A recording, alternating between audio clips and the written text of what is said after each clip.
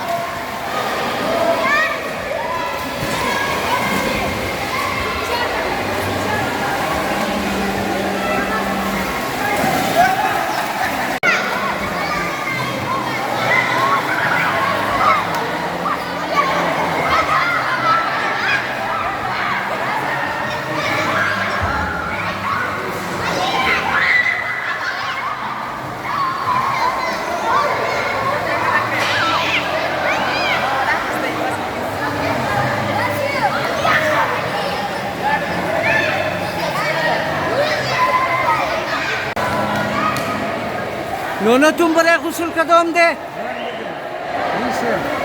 गुस्ल कदम दे तुम आल यख कदा साथी तू चल गुस्ल ना मने मंदा शुदा yani dostlar tala bir ezgi goyay full enjoyment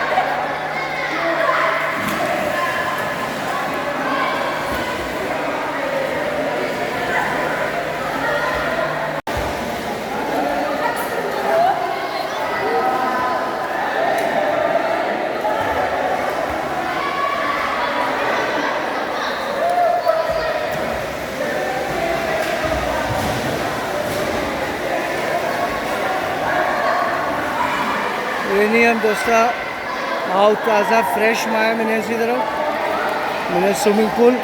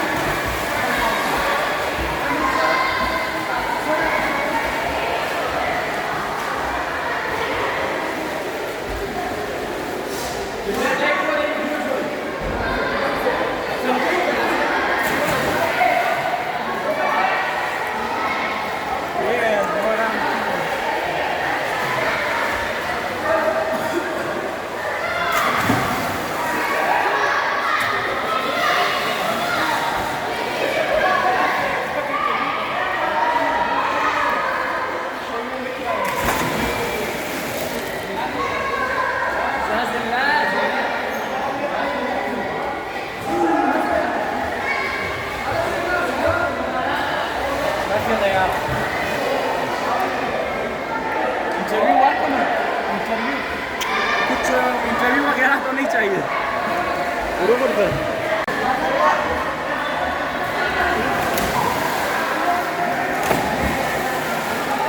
मौज मस्तियाँ शोखी बच्चा तमाम इंजॉय मनंद स्विमिंग पूल हर तरफ शरशोरी बच्चा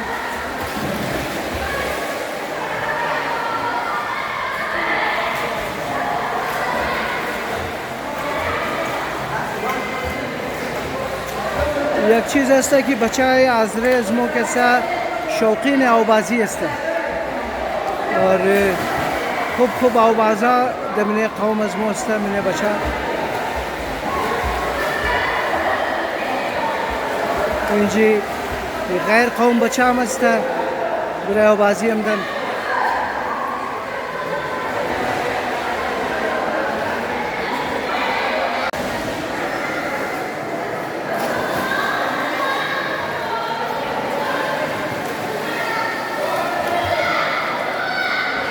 یعنی آو ریزه دوستا برای ریزگاگویا که بچه های ریزه اینجی غسلنا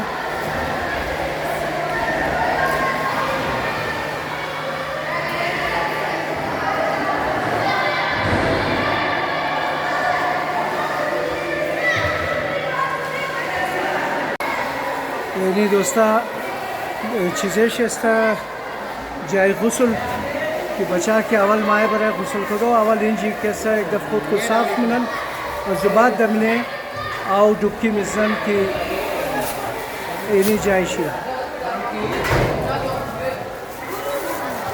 حسینیان سویمینگ پول